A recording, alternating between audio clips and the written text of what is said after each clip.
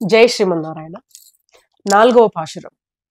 ஆழிமழை கண்ணா ஒன்று நீ கை கரவேல் ஆழியுள் புக்கு முகந்து கொடுவார் தேரி ஊழி முதல்வன் உருவம் போல் மை கருத்து பாழியந்தோளுடை பற்பநாபன் கையில் ஆழி போல் மின்னி வலம்புரி போல் நின்னதிருந்து தாழாதே சார்ங்க முதைத்த செரமழை போல் வாழ உலகனில் வெய்திடாய் நாங்களும் மார்கழி நீராட మగిజిందేలోరెంబావాయ్.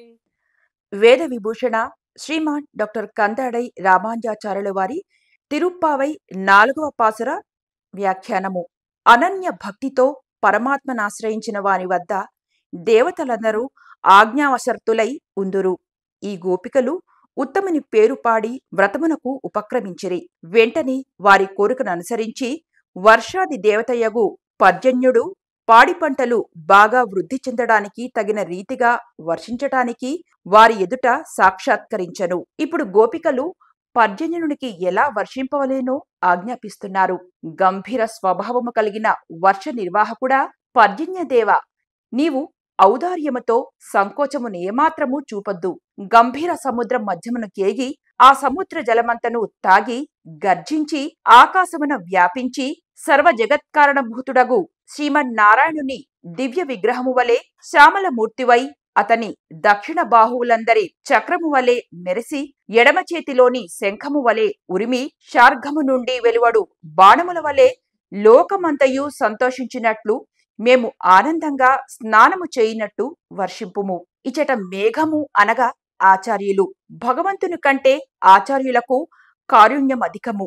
మేఘము సముద్రములోని ఉప్పు నీరును తాగి మధుర జలాన్ని లోకమునకు వర్షించును. ఆచార్యులు కఠినములు దురవగాహనముగలు శృతిసాగర జలములను తాగి వాటిని సులభ శైలిలో బోధింతురు. భగవద్గుణములను శిష్యులకు బోధింపవలేను. ఆ గుణములు 2 విధాలుగా ఉండును. ఆశ్రయణ సౌకర్యపాదక గుణములు, ఆశ్రిత కార్యపాదక గుణములు. భగవంతుడు మనచే ఆశ్రయించుటకు అందుబాటులో నుండువాడే అని తోచి ఆశ్రయించుటకు వీలు కల్పించు గుణములు. ఆశ్రయించిన వారి కార్యములను చేయగలవాడు అనునట్లు స్ఫురింపచేయు గుణములు. ఆచార్యునకు జ్ఞానమే కాక తెలిసినది ఆచరించుటే మెరుపు.